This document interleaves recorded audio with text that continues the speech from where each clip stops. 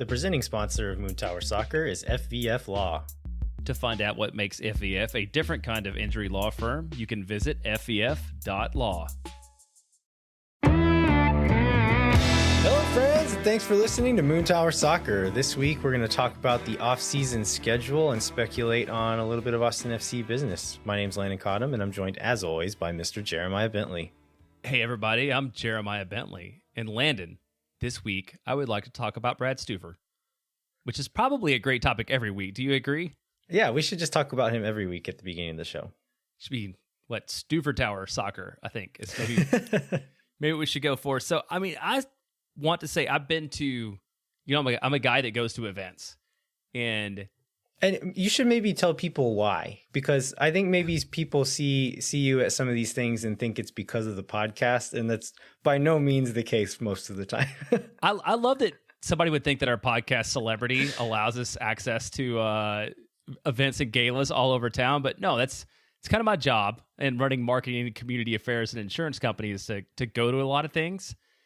And over the last 20-ish months, there have not been a lot of things to go to. But the first three things that I went to this year have all involved Brad Stuver either winning an award or presenting something, which is kind of incredible. So the first one was the 4ATX Foundation Gala that was at Q2, and he won the Legend of the Year along with Derek Chubbs from the Central Texas Food Bank. And then Soccer Assist, Aaron Rockland's Gala was a couple weeks ago, and I think that was... Is that right when you went to Ireland, or you were out of town, right? Yeah, I was in Ireland already. Yeah, you were in Ireland already, and they presented him an award. And then this past weekend on Friday, I went to the Austin LGBT Chamber Gala, and he also won an award there for speaking on behalf of underserved and marginalized communities. And Austin FC was a big part of that. I think they won Partner of the Year last year. They presented an award, but I just thought it was incredible how a guy who 1 year ago today wasn't even on the team has just embraced the community, and in addition to being such an amazing player, is an amazing person. And I feel like that's a really good and positive way to start this show. Yeah, he again, we should definitely talk about him at the beginning of every show. He's amazing, and I am so thankful to have him on the team and in our city. Speaking of off the field things, this is a thing. So Jeremiah, you're going to be out of town next week, right? Yes, I am. I'm going to be in Orlando for a work thing, but it's a conference. So we have been playing around with some fun things to do in the off season while we have less news to talk about, no games to talk about. So next week, if all goes according to plan, we're going to debut a new segment that we'll see, may or may not become a semi-regular thing, but it's going to be a show just about the boys.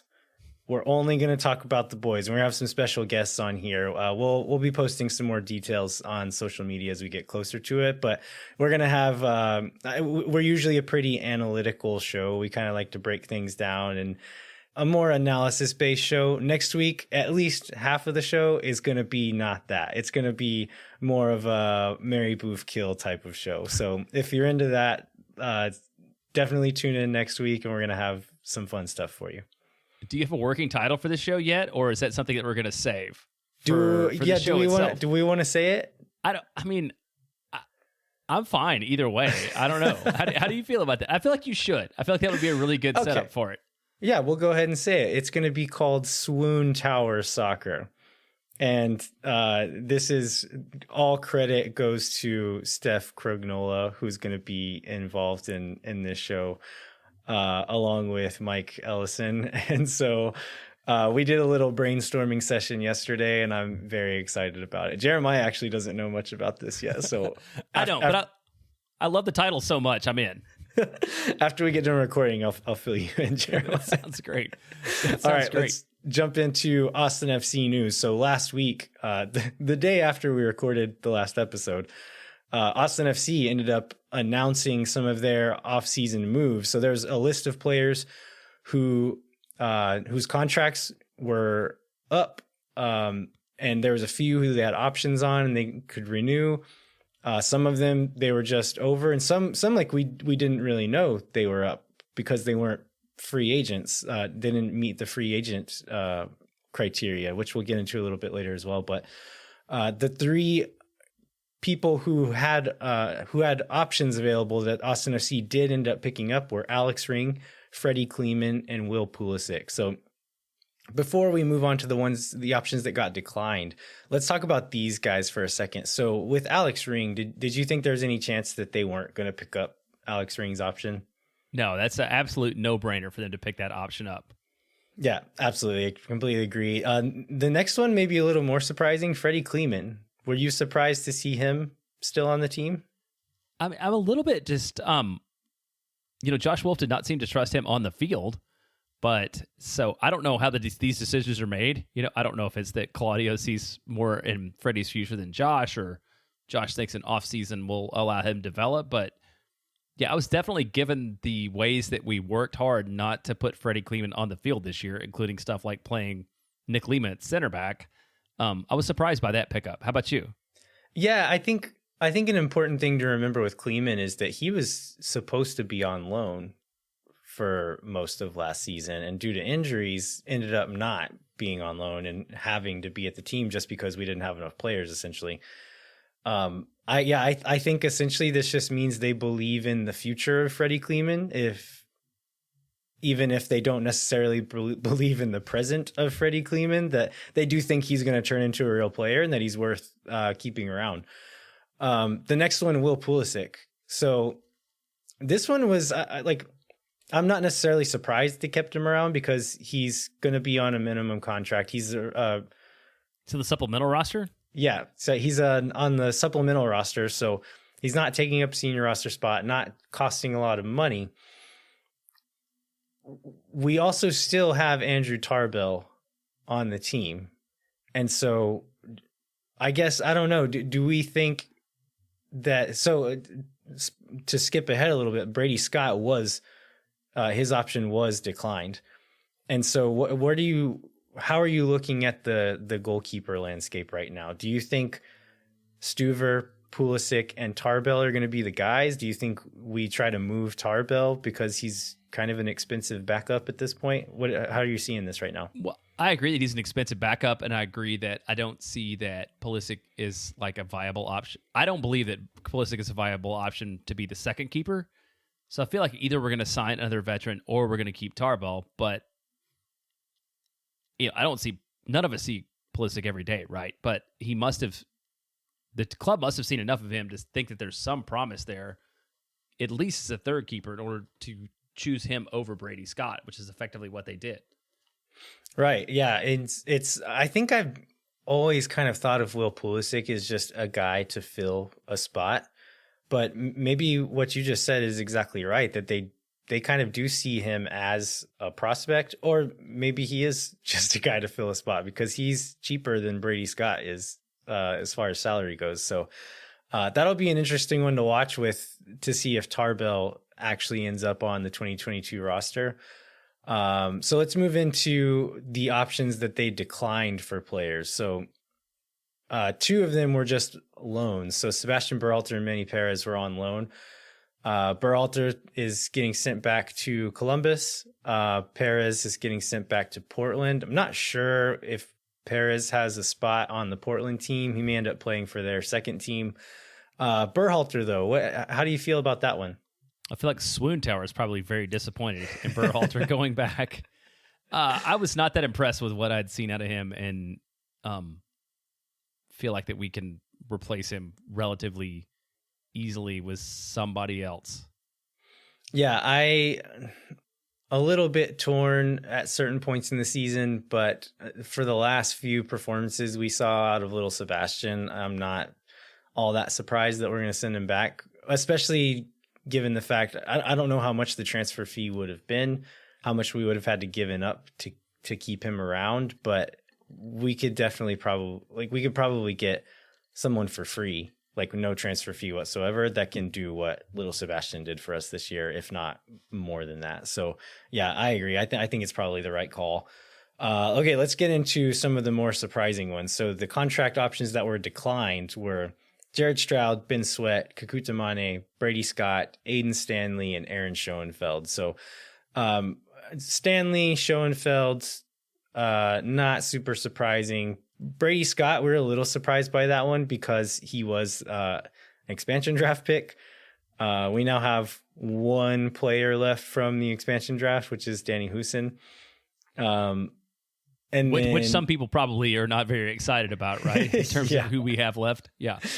Yeah. Kakuta Mane, a little bit sad to see Kakuta go just because of kind of like the character he is. He seemed like a good locker room guy, a good friend to Musajite, one of the only people around that can actually communicate with him. So that'll be interesting to see if they try to replace him in that regard. But with on the field performance, Kakuta did not deserve to have his option picked up. So on the field, not sad to see that one, but off the field a little bit. Yeah. Then the two surprising ones for me, or at least somewhat surprising, Ben Sweat and Jared Stroud. So Ben Sweat, I like Ben Sweat. The last time we covered this, we kind of talked about how, or at least I did, I wanted to see Ben Sweat stick around. I'm guessing it probably came down to him just being a little bit too expensive to be the second string left back. Is that what you think it is? I think that's the only thing that makes sense, is for that to be the case. And I mean, I get that. I hope that they did say that they're negotiating with a number of players. They never specified that, but I would like Ben Sweat to be one of those players. But given that we got rid of Sweat, I'm a little bit surprised that Stanley left and that we let go of Stanley and kept Kleeman, because Stanley played, not that either one of them played a lot, but like Aiden Stanley played 4 times as many minutes as Freddie Kleeman. And one thinks that outside back is every bit as thin right now as center back. So I'm a little bit, knowing that, I'm a little bit surprised they didn't keep Aiden Stanley around for the same reason they keep Freddie Kleeman around. I think that probably just means that with off-season acquisition mechanisms, they think they can do better than Stanley. And they don't think, and they think they can't do better than Freddie Kleeman. I don't know. Yeah, that's what I'm saying. I think it's a bet for Freddie Kleeman's future, not necessarily his present, but we'll see. The other one, Jared Stroud. I think this one didn't necessarily surprise me because of Jared Stroud's performances, but it did surprise me a little bit because he wasn't on that initial list of the list that came out were free agents and people who had options on their contract. I think because Jared Stroud did not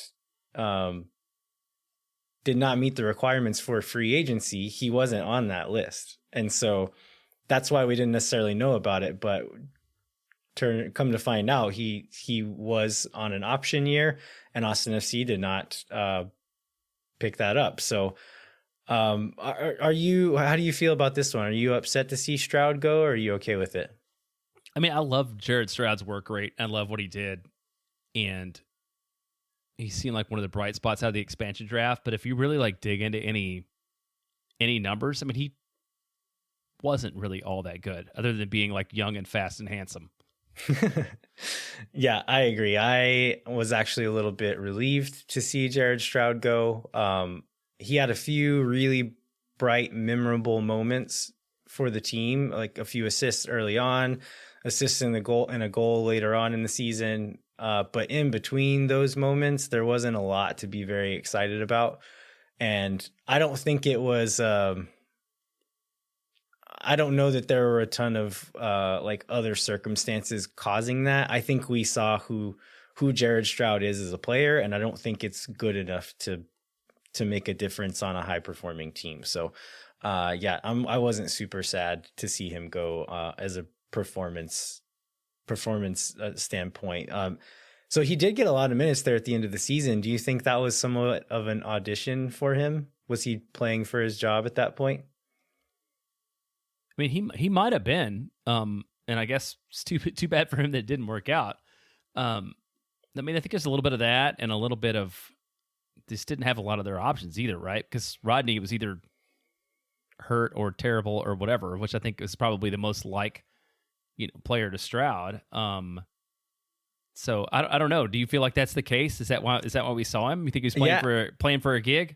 I was curious, like whenever we kept seeing those lineups come out with Stroud in it, and yeah, I was thinking it's either okay, this is a guy who's definitely going to be around next season, so we're going to see what we can get out of him and maybe build some chemistry here, or it's go out there and show us that you deserve another contract, and it looks like it was probably more so the latter. So that leaves us going into the offseason where there will be lots of opportunities to pick up players, to move on more players. That leaves us with 16 out of our 20 senior roster spots occupied. So there's 4 senior roster spots to fill, and then 6 out of our 8 supplemental spots are occupied. So 2 spots to fill there. And then international roster spots. How many of those do we have, Jeremiah, and why is it unclear? Well, we have been led to believe that we have 0 international spots available. If you go to the Austin FC website or the app or MLSsoccer.com or whatever, you'll see that we have 7 international players. And I guess an important thing to know, if you don't know, is that you have up to 8 internationals that you can have on the roster at any given time. And it comes down to, like, is Danny Pereira international or not? Because we believe that he is, but he's not listed on the website as one. Right. Yeah. And we've also learned to not trust the MLS website as a 100% source of truth. So he's also Generation Adidas, and there might just not be enough like slots on the website to also put international. I don't know what the deal is there, but we were led to believe earlier in the season that he does fill an international spot. He's been in the country for a while now, right? And then he wasn't able to go to, was it Vancouver that right. he couldn't make the trip to? Yeah, he could make the trip, right. So it seems like he's working on some sort of different visa status, if not citizenship. And so if he were to receive a green card or receive citizenship, he would no longer fill an international spot, and that would open up another spot for Austin to use. But given how immigration stuff has been going recently, see Moussa Jite trying to get into the country, it seems like stuff like that is going super slow right now. And so I don't know if they have plans to open up one of those spots or if they're okay with not using any more international spots, but that'll be an interesting one to watch as well.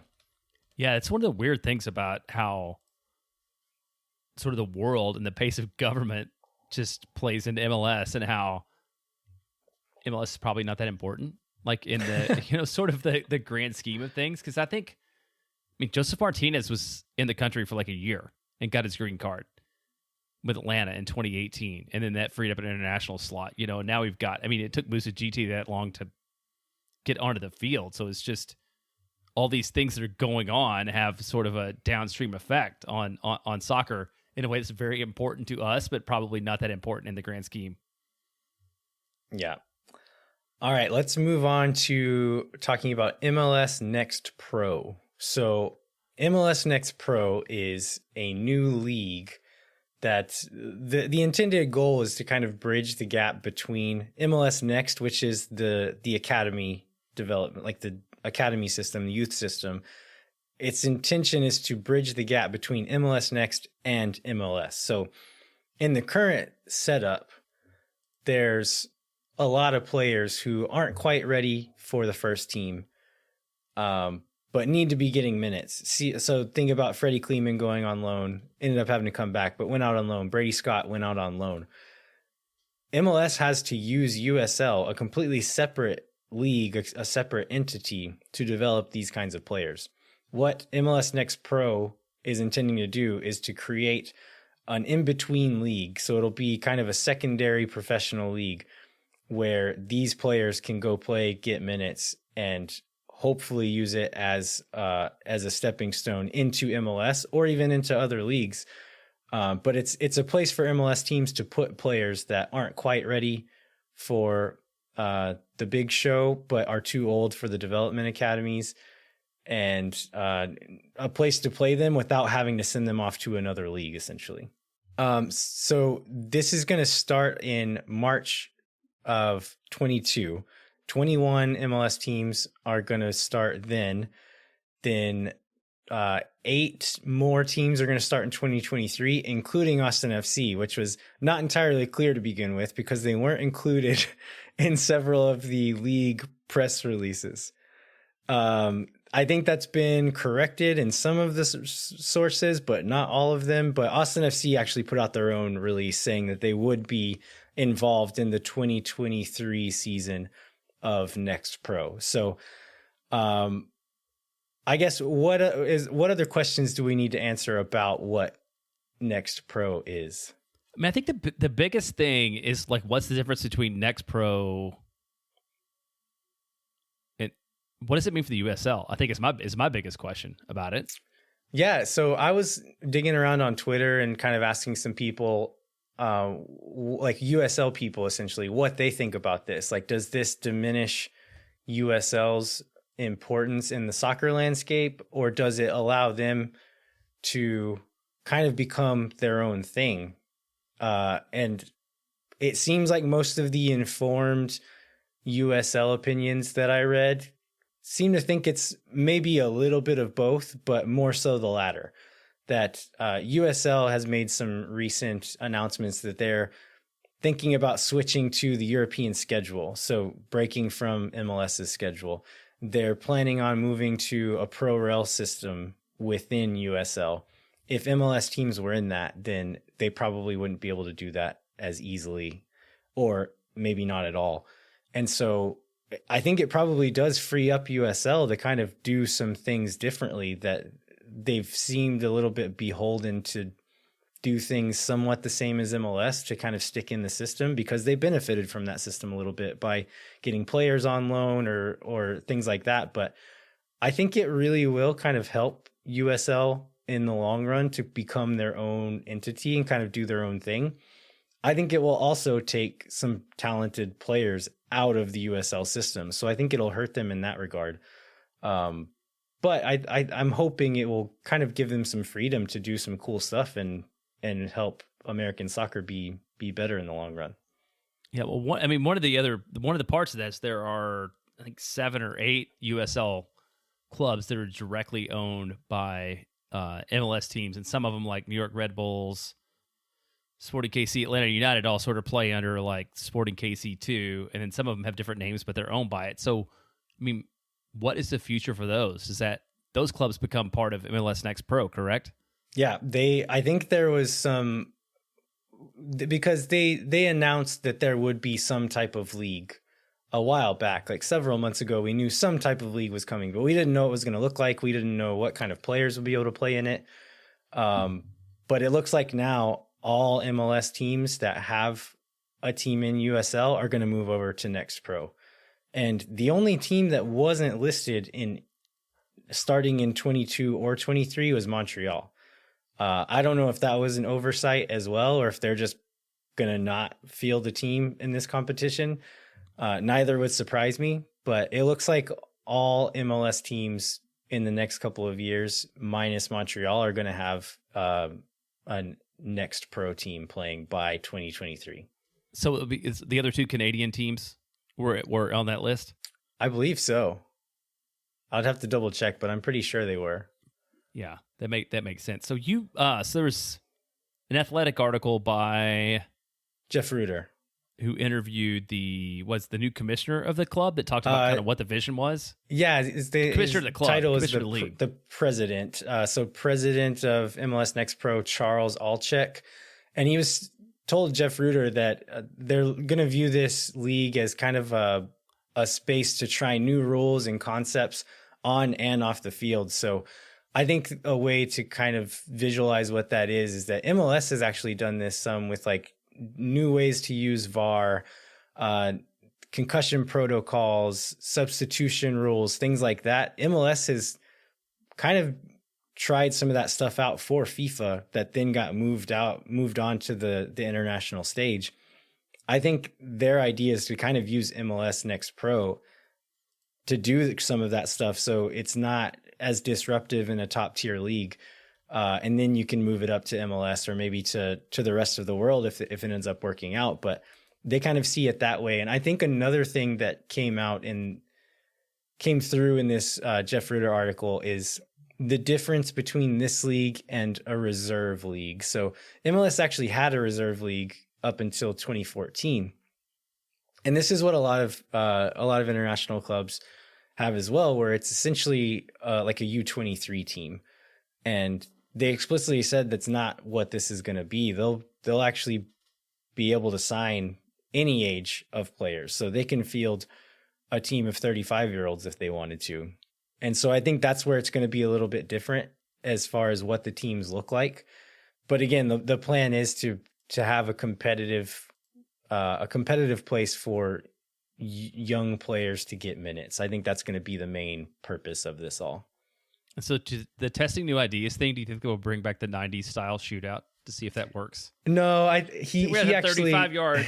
No, they specifically excluded that.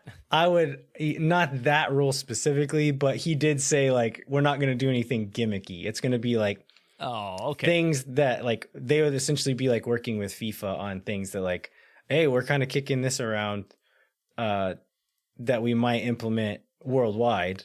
Would you like to like test it out for us essentially? But yeah, I actually really like that idea as a way to break ties in games. Not every game, but like in a knockout round. I think it's a more accurate representation of who's better at soccer than penalties are. Yeah. Oh, I agree. I mean, and we don't have enough time to get into like all the dumb gamesmanship ways that people take penalty kicks that annoy me. Now I got my children into, we're not going to really talk about the MLS Cup playoffs, but during the New England NYCFC game, which went to kicks, we talked about like the jump step and like the stutter step and all those things that are super frustrating and annoying in terms of like not really being soccer things that are gamesmanship that happen in those kickoffs. So looking at this league conceptually, I like the idea of having a place for these players who don't really have a place to go to be able to stay within an MLS system and get minutes. But as far as what it's going to look like in reality, like they're probably going to play like when Austin fields a team, they're probably going to play out at the training center, which holds, I don't know, 1,000 people or something like that. Like, is it going to be a thing that people get into, or is it going to be a league where they're playing to empty stadiums and, like, I don't know, like they're saying it's not a reserve league, but if you're playing, it's a team that nobody really cares about and is only meant to bring up younger players. It feels like a reserve league, right? Yeah, it feels a lot like that. And that's where maybe USL is able to differentiate itself. But I can't imagine people. One, that's a lot of players that we're going to add, right? You're going to add a whole league's worth of players that sits somewhere in between a youth team and an MLS first team. And I can't imagine they're going to pay as much as USL does. So I feel like there's going to be 6 or 7 or maybe fewer than that players who are like are really legitimately competing for MLS spots and like a whole bunch of filler. And I think that's not going to be conducive to people wanting to go out and watch it. Yeah. And then what about like naming? Chris Bills was asking on Twitter earlier what people would like to see the name be, or like would Austin FC 2 be exciting to anybody? Because that's probably what it's going to be. Right. No, that's a great point. And no, I don't think it would be, but I can't imagine that this works any way other than it being another team playing in the same city or area. You know, maybe they're the Round Rock Unicorn, Shark, Killer Dragons or whatever. I don't know, but they have to be around here somewhere. And yeah, I just don't see a lot of organic excitement for these kind of clubs. I mean, I understand in terms of development why they're doing that, but I don't think they're going to turn a whole bunch of people out. Which I don't know that they even care about. Like, I don't think they're looking at this as like probably not going to be marketed a lot. It'll probably be branded the same as the main team. I think MLS is looking at this as strictly a way to control their development pipeline and not have to rely on USL to help them with it. And then probably eventually as a way to take over more of the United States soccer landscape under their own umbrella instead of USL being a part of it. So that will be interesting to see how that develops over the next 4 or 5 years. It probably isn't going to be a huge deal between the two, but USL is growing, and to see how these two leagues coexist 15 or 20 years from now will be very interesting to see. So that could be something to keep an eye on at that point. But I think for now, I think it makes sense for both sides of it. I just hope as both sides continue to grow that it doesn't become detrimental to the well-being of American soccer. Yeah, I agree with that. I think there's places for both to thrive. It makes sense. And at some point, MLS is going to stop expanding. And then you got all these cities that have strong soccer culture and fan bases that they can kind of do their own thing and not be a part of MLS. Some place like Louisville is never going to be a part of probably the MLS system, but there's 15, 20,000 people that want to go watch them play every week. And so I think that will free them up to do that. All right. Let's move on to talk about the Austin FC media game real quick. So were you following along with that the other day, Jeremiah? I followed along with that more than I thought that I would want to. So yeah, it was kind of cool. So at St. David's Performance Center, Austin FC invited 2 full teams of media types to play, and a lot of people tweeted about it. And I think somebody shot a drone video of like all the goals. So if you go to Twitter, you can check out the highlights. What did you think about that? I think it's fun. Like we got a few shouts of people on Twitter saying that we should have been invited to be coaches, which I would have very much welcomed. But yeah, I think it's cool to see the club doing things like that, and rewarding the folks who have been in the press boxes all season long and coming out, and like they're a part of like the club ecosystem. And so I think it's a cool thing to see them bring those folks in for a bit of camaraderie at the end of the season. Yeah, I think it was really neat. Now, so for those of you that have better things to do with your life than follow that, Bob Ballou scored a hat trick, and I was very surprised by that. It's not, it's like Brittany Flowers and Mike LaHood and Chris Bills and Roberto Silva and like some people that have like real soccer credentials, out there of it. Like it was probably a pretty high quality game, I think, overall. Don't you think? Yeah, probably. Yeah. Because Bob Ballou, I don't know Bob Ballou, but I wouldn't have guessed he was going to be the guy who scores the hat trick in the game, because Mike LaHood was an MLS player like not very long ago. Right. Yeah. So, I don't know how hard Mike LaHood was going on that. Yeah. But yeah, it seemed like it was a lot of fun. Look forward to doing it next year. I guess if anybody at the club is listening, if you need, color commentary for the game next year, we are happy to take a day off work and sit in and call the Austin FC media game for the club website if we can make that happen. All right, real quick before we take a break, let's talk about MLS Cup final. It's going to be Portland Timbers versus NYCFC. I know a lot of the fans of MLS Chaos wanted the game to be hosted at Yankee Stadium, to have the championship game of the league hosted inside a baseball field. They're not going to get their wish. It's going to be in Portland, which also used to be a baseball field, right? Yeah, and I would recommend. Oh, now I'm going to forget this. There's a documentary about that Portland baseball team in the 70s on Netflix that I highly recommend people watch. And I can't remember it. I'll put it in the show notes. And it was a team that was owned by Kurt Russell's dad that brought people in, and then like Kurt Russell got to play on the team because his dad owned the team. But yes, they eventually turned it into a soccer stadium, and Portland is on a pretty good run. I'm happy because I picked them for the final. I'm very happy to see them playing where they are. How'd the rest of your bracket turn out? Oh, it was awful. Mine was, so in the final 4 teams, I got 0 of them. 0 of the last 4 in the tournament. I guess my whole like picking based on vibes thing didn't really work out.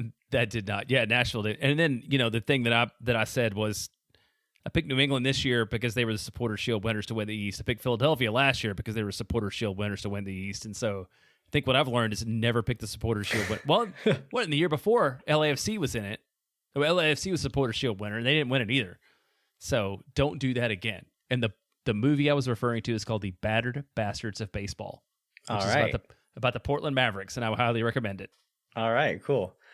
All right, we are going to take a quick break, but whenever we come back, we're going to go through the offseason schedule. So this is going to be the period of time when Austin FC starts making moves, picking up players, getting rid of more players potentially. We're going to go through all those dates and all those mechanisms and try to explain what each of them is and how each of them works. And then we're also going to go through some potential free agent options that will be available to Austin FC. So stay tuned. We'll be right back.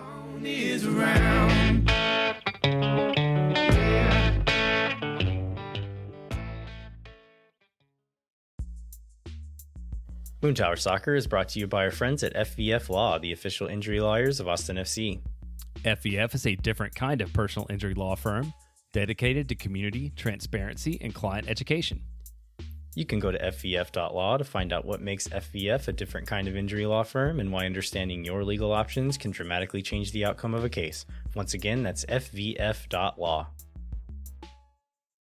All right, we are back to talk about the off-season schedule. So we're going to go through some of the mechanisms available to all MLS clubs to refill their rosters with players they've gotten rid of.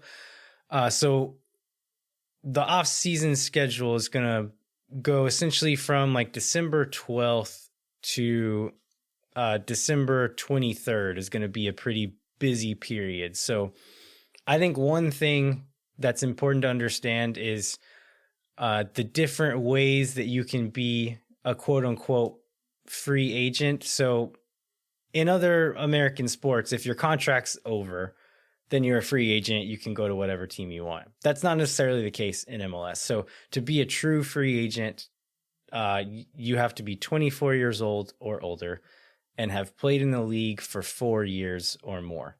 And so if you meet that criteria and your contract is up, that means you can go play for whatever MLS team you want to. If you do not meet that criteria, then if you're 22 years old or older and have 1 year of service, you would go into the re-entry draft. And so what that means is you're not technically a free agent, but your contract is up. It essentially means you don't get to go to whatever team you want. There's going to be an order of teams, the re-entry order, that essentially teams can put out a request for you. They say, I would like this player. Whoever's highest in that entry order gets dibs. They get to go first. And then if you are younger than 22 years old or don't have 1 year of service, then you're essentially in the waivers draft. We'll cover this a little bit, but that one is probably less important to know. I think understanding free agency and re-entry players, like out of contract re-entry players, are probably going to be the two most important ones to understand. So Jeremiah, do you want to take us through kind of the timeline for the next month and what we have to look forward to?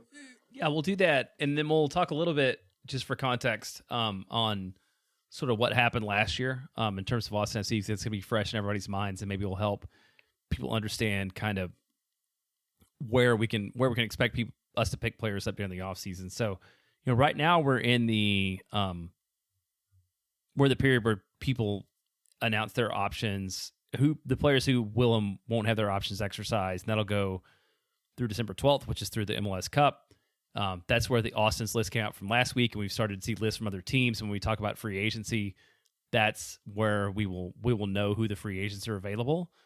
And then on December 12th, from 8 a.m. to noon, there's a half-day trade window that opens up, which is the first time that MLS clubs can begin making adjustments to their roster by trading with other teams. And so last year, this essentially gives teams the chance to trade players away or bring players in before the expansion draft.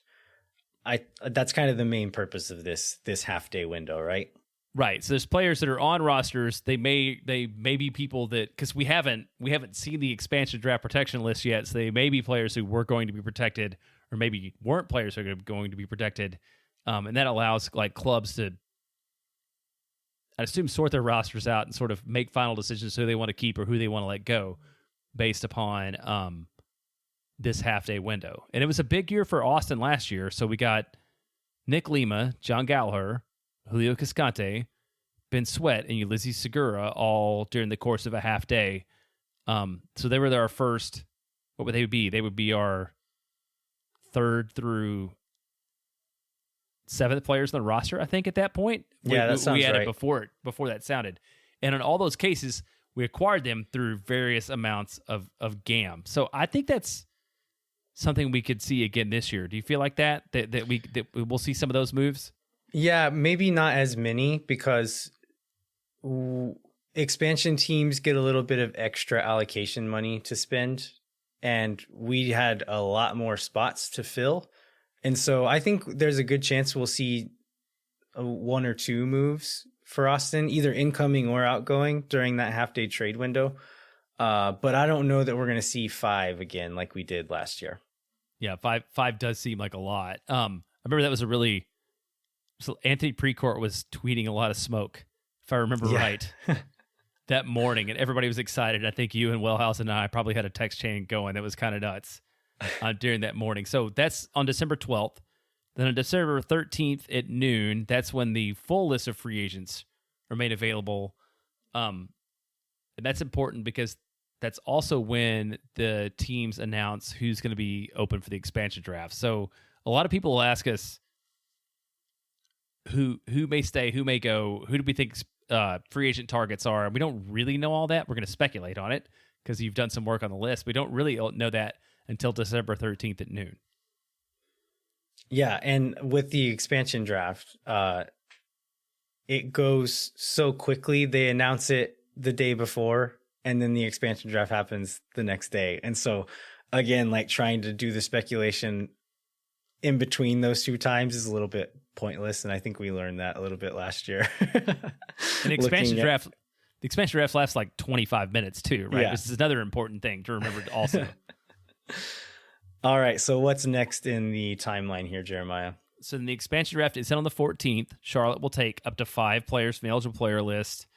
I think we talked about this last time. There's 22 teams who will have to make players available. Austin's one of them. We covered earlier in this show our expansion draft selections and maybe how they should have been better. So I don't know that we need to go into that anymore. Do you feel like?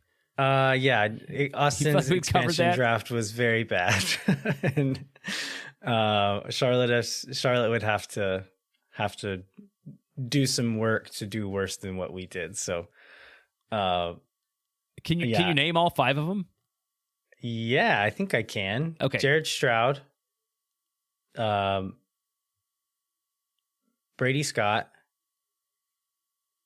Danny Houston, Joe Corona, who ended up not actually signing for us, and Kamal Miller, who we traded for allocation money and an expansion and a super draft pick. Yeah, that's perfect. And that super draft pick became Frederick Kleeman. Yeah, so I don't know who the allocation money became, but hopefully it was enough. It was enough to buy Julio Cascante. So Julio Cascante and Danny Houston are what we got out of last year's expansion draft. And Charlotte probably will do better than that. Okay, so let's get through that. So on December 15th is the end of year waivers, which is not a draft, the end of year waivers process, which works basically like a draft because you start with the worst team and go down, like Landon mentioned the criteria for it. And then on December 15th, free agency opens, which is probably the real opportunity for us to make some interesting moves. Yeah, definitely. So you looked into last year's re-entry and waiver processes overall, and how many re-entry or how many players were picked up in the re-entry process? So the re-entry process through 2 rounds were 8 total players through 2 rounds, and almost none of them are with a team. And honestly, the most interesting re-entry player was Houston taking Joe Corona in the stage 2 of the re-entry draft. Given that we had just given like a week earlier the expansion draft. Yeah, given a week earlier we had taken the expansion draft. And he ended up signing with Houston, and and ended up kind of being a nothing player, I think, right? Like they didn't get a lot out of Joe Corona either. No, he wasn't he didn't. He played some, but wasn't a very important player on a pretty bad team.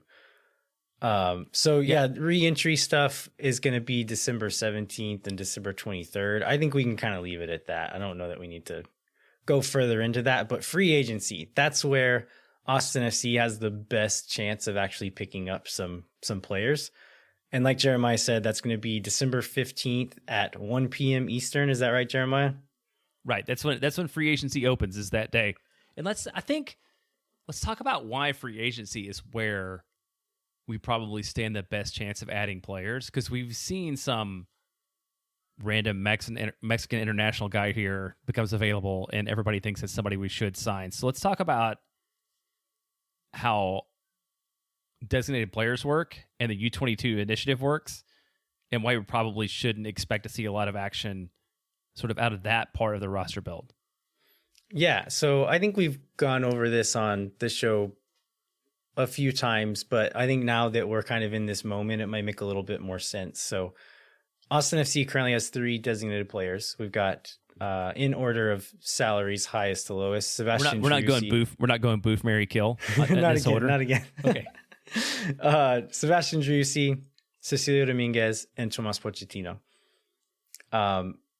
With this new U22 initiative, you then also have the opportunity to add 3 more players under that category that you can spend, again, transfer fee, whatever you want, as long as their salary is under, I think, like $500,000.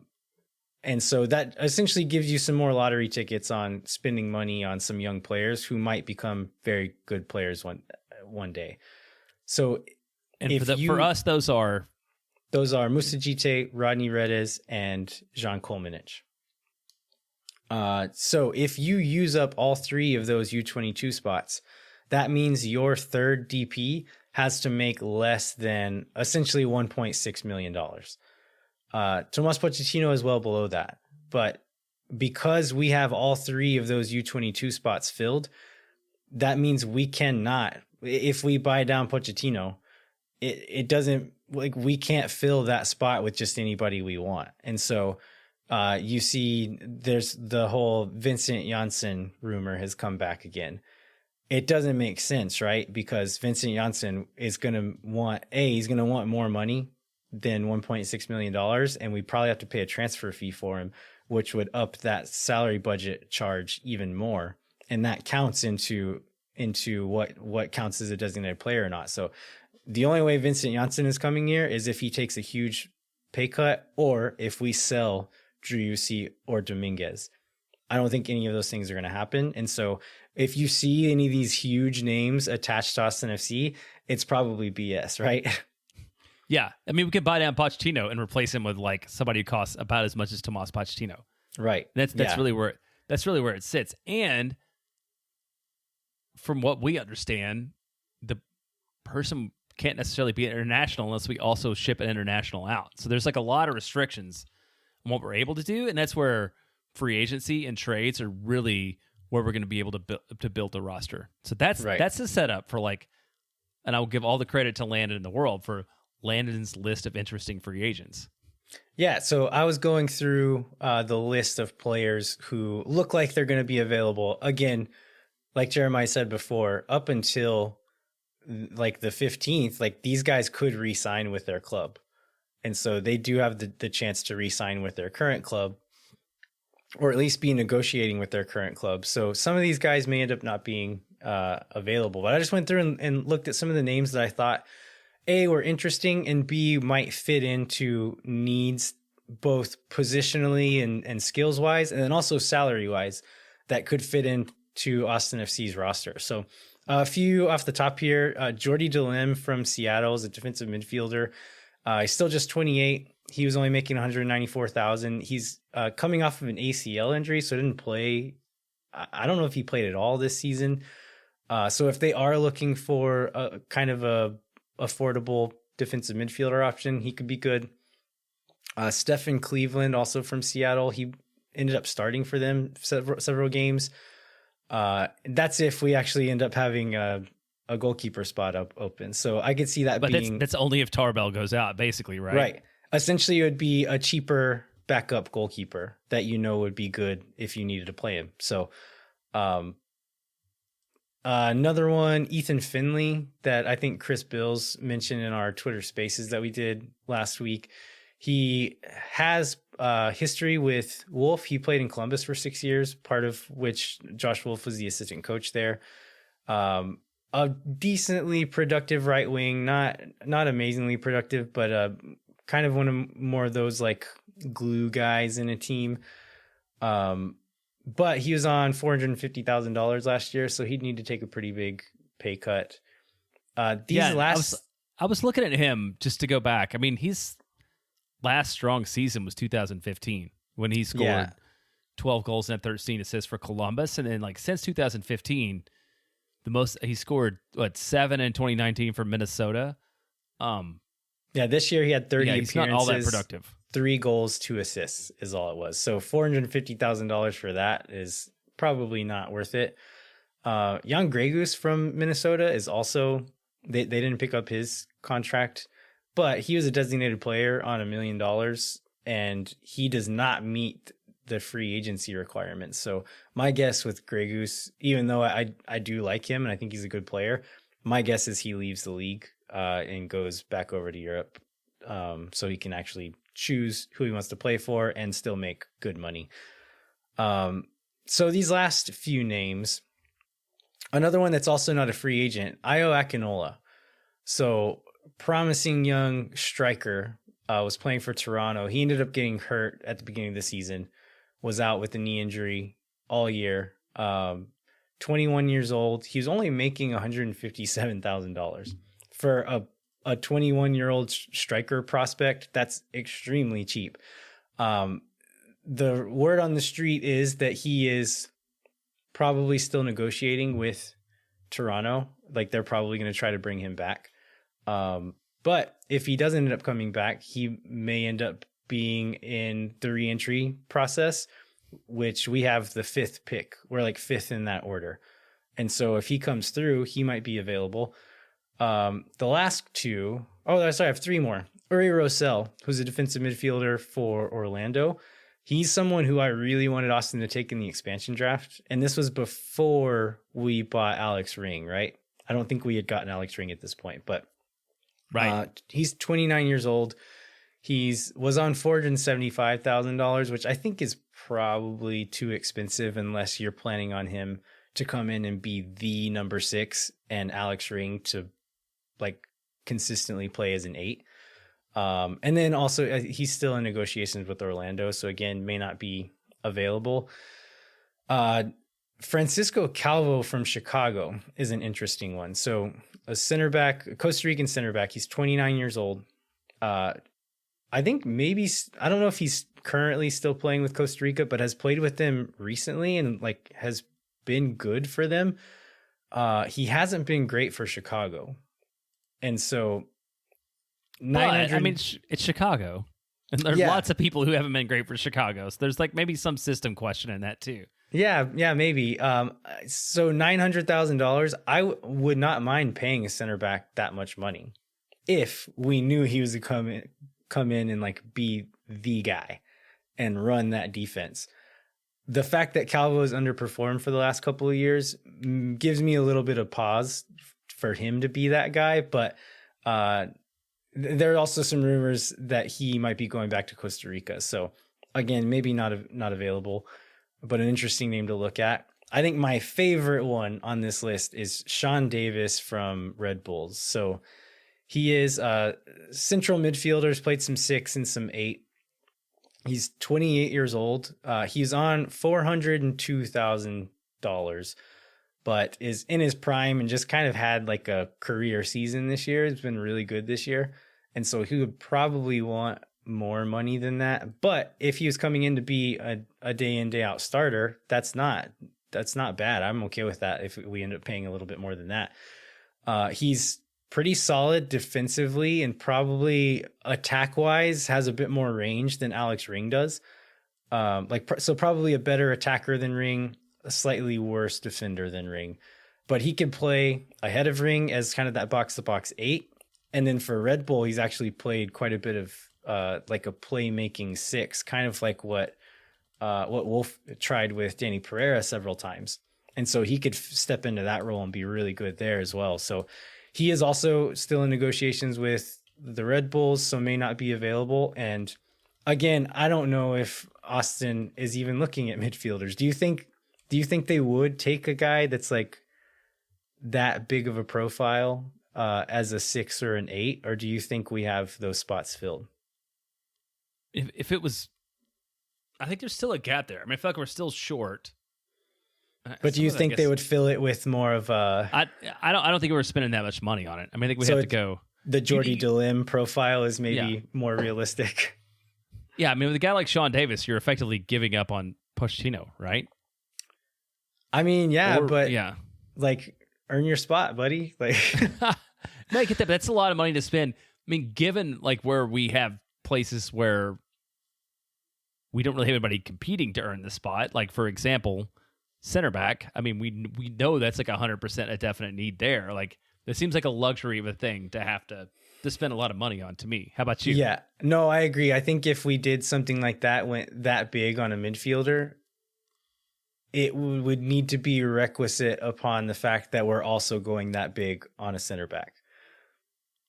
Because so do you think we have the money to do both those things? I don't know. That like it's such a big mystery, like how much allocation money we have, because I think we ended up using some like 2022 allocation money for Alex Ring's trade. And so it literally is a complete mystery how much money we have, but we do get like topped up on that allocation money every year. So we'll have a new batch of allocation money coming in that we can spend on stuff like this. So yeah, maybe it is possible, but I honestly have no idea.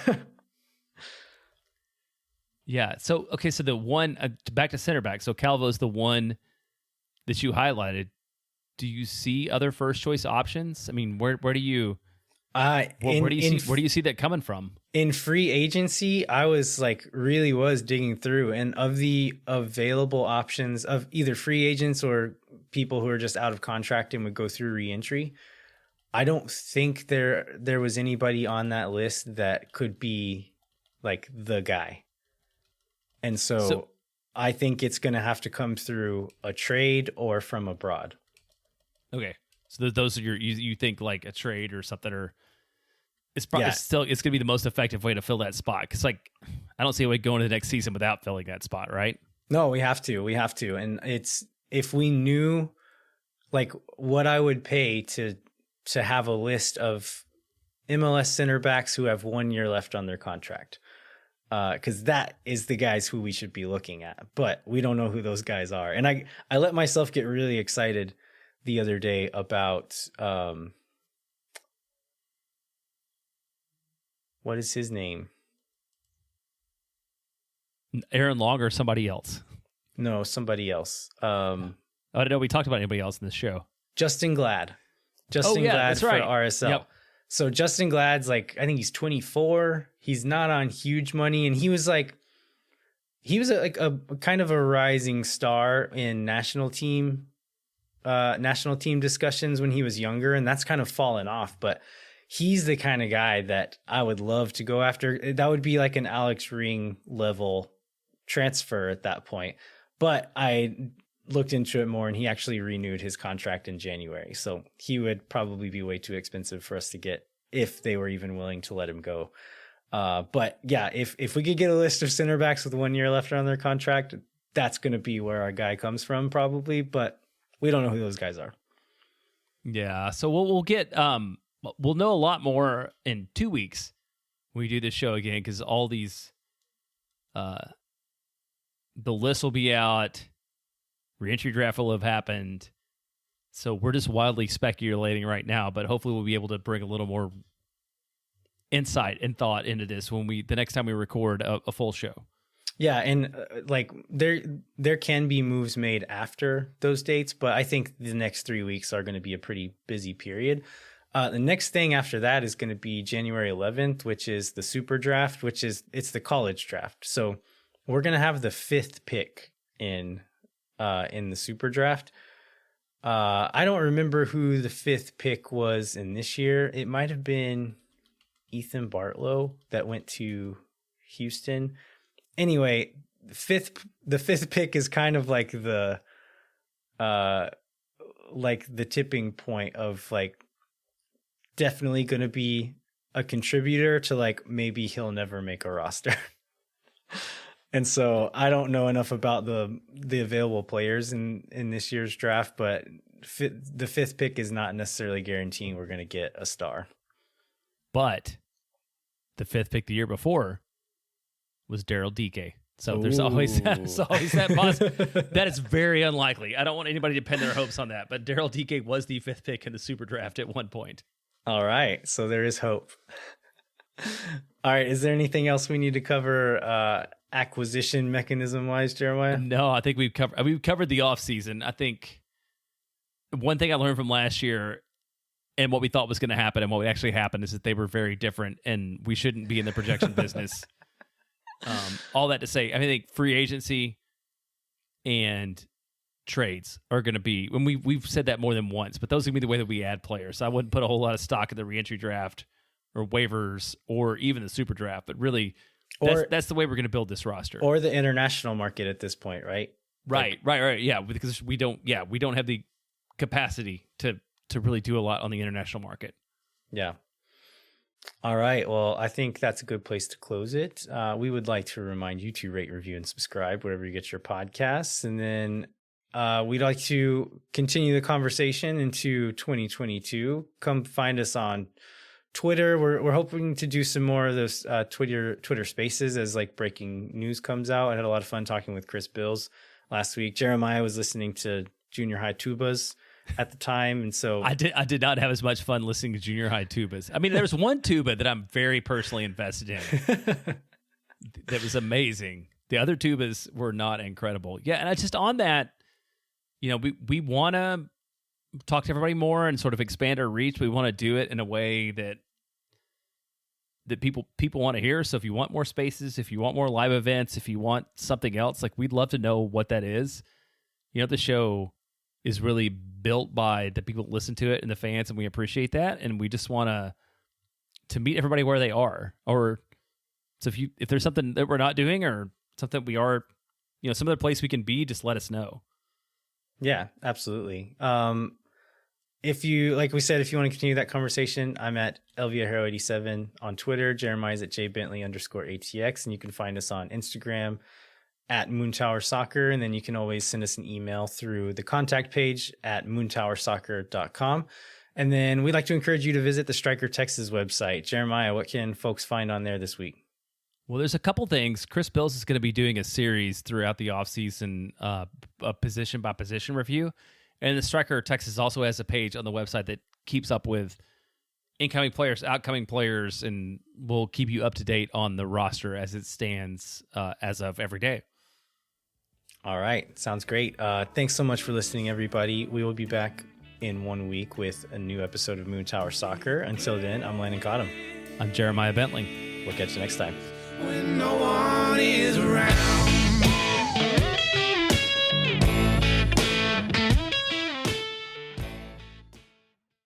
Muchas gracias.